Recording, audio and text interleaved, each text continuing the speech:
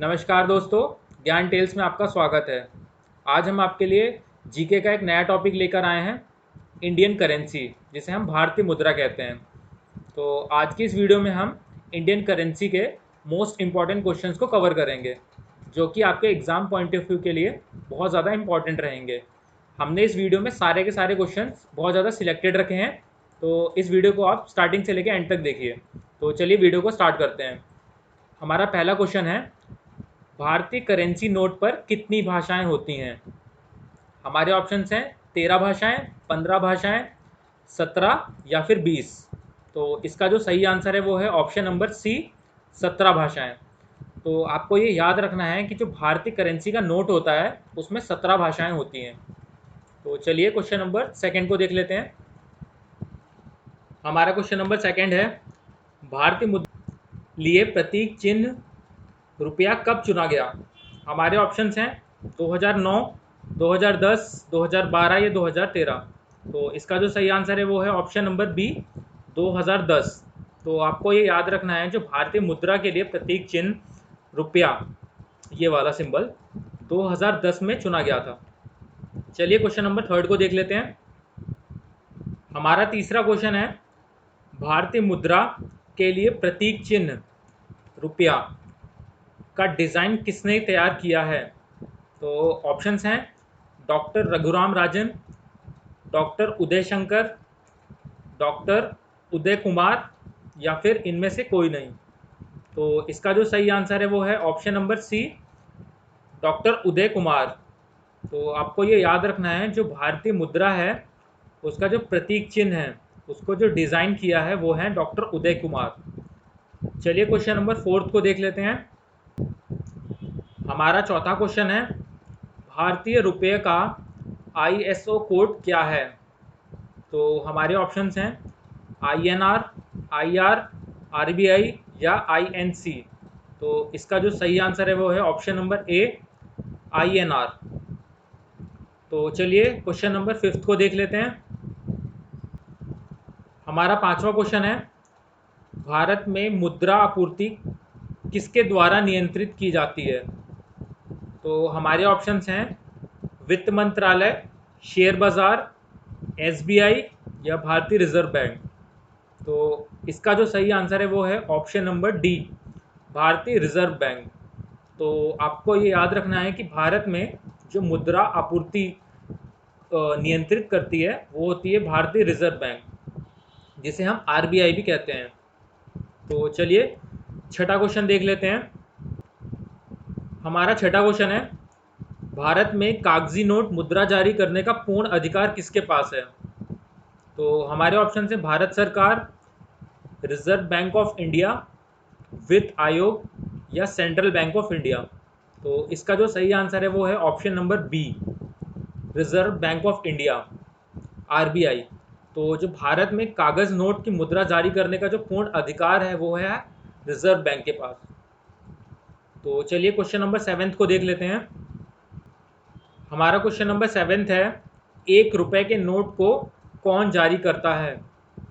तो हमारे ऑप्शंस हैं भारतीय रिजर्व बैंक, भारतीय स्टेट बैंक, वित्त मंत्रालय या नेशनल स्टॉक एक्सचेंज। तो इसका जो सही आंसर है वो है ऑप्शन नंबर सी, वित्त मंत्रालय। तो आपको ये याद रखना है, जो 1 रुपए का नोट होता है उसे वित्त मंत्रालय जारी करता है। तो चलिए क्वेश्चन नंबर 8 को देख लेते हैं। हमारा आठवां क्वेश्चन है, 1 रुपए के नोट पर किसके हस्ताक्षर रहता है? Option A RBI governor, B वित्त मंत्री, ऑप्शन सी वित्त सचिव या ऑप्शन नंबर डी प्रधानमंत्री। तो इसका जो सही आंसर है वो है ऑप्शन नंबर सी, वित्त सचिव। तो आपको ये याद रखना है कि जो 1 रुपए का नोट होता है उसमें वित्त सचिव के हस्ताक्षर होते हैं।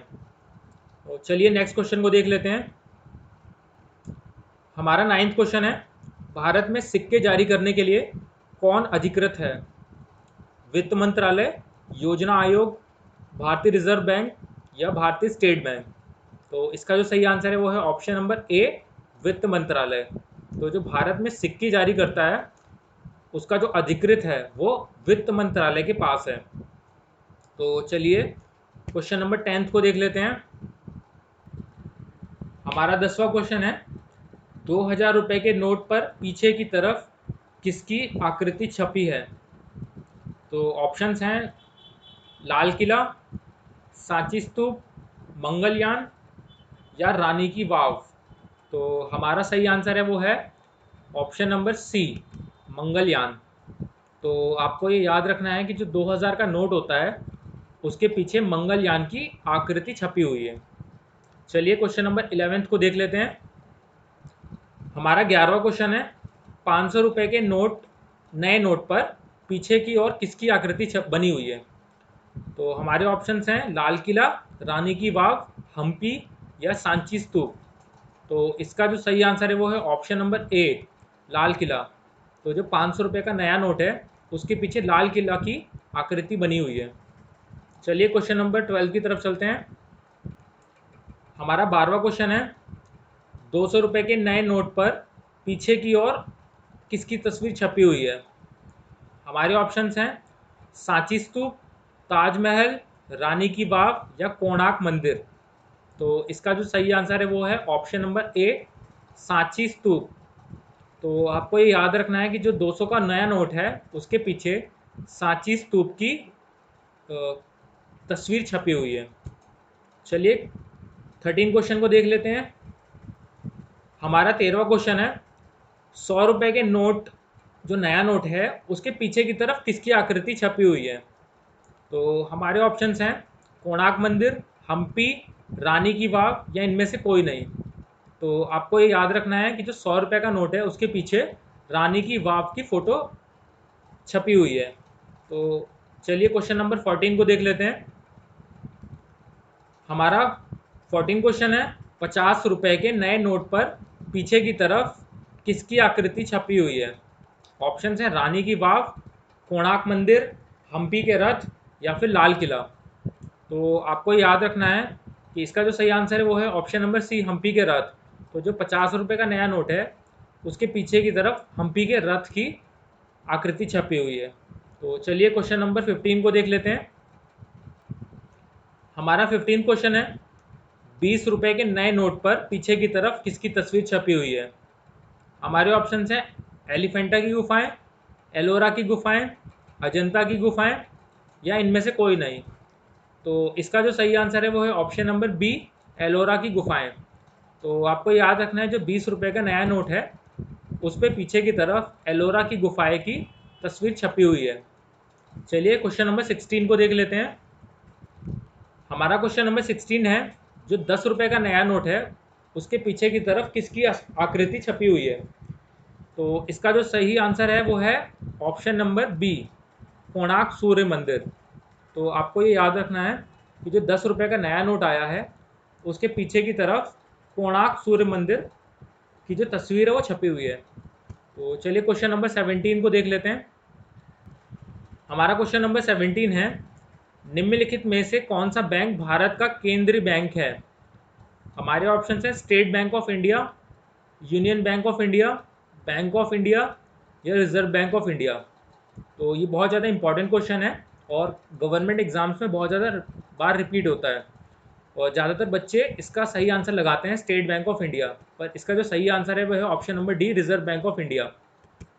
तो आपको ये याद रखना है कि जो आरबीआई है, रिजर्व बैंक ऑफ इंडिया, वह भारत का केंद्रीय बैंक है। तो हमारा क्वेश्चन नंबर 18 है, बुल एंड बियर शब्दावली का संबंध किससे है?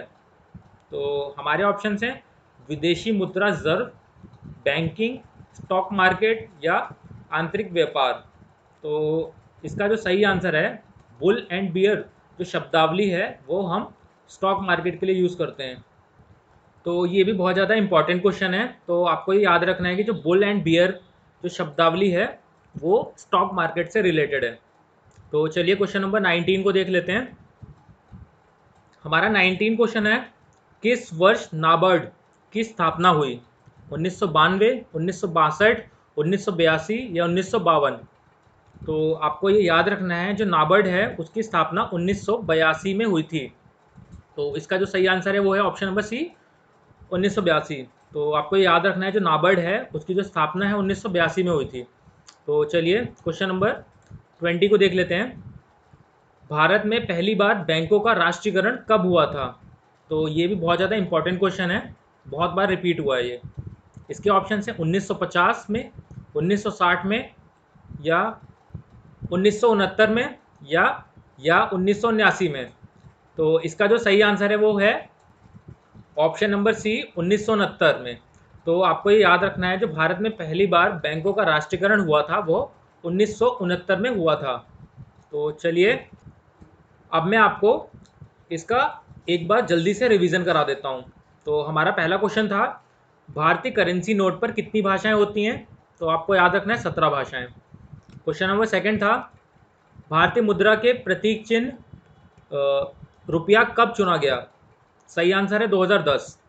क्वेश्चन नंबर थर्ड था हमारा, भारतीय मुद्रा इंडियन करेंसी के लिए प्रतीक चिन्ह रुपया का डिज़ाइन किसने तैयार किया था? तो सही आंसर है डॉक्टर उदय कुमार। हमारा चौथा क्वेश्चन था, भारतीय रुपए का ISO कोड क्या है? सही आंसर है INR। क्वेश्चन नंबर 5 था हमारा, भारत में मुद्रा आपूर्ति किसके द्वारा नियंत्रित की जाती है? तो सही आंसर है भारतीय रिजर्व बैंक। हमारा छठा क्वेश्चन था, भारत में कागजी नोट मुद्रा जारी करने का पूर्ण अधिकार किसके पास है?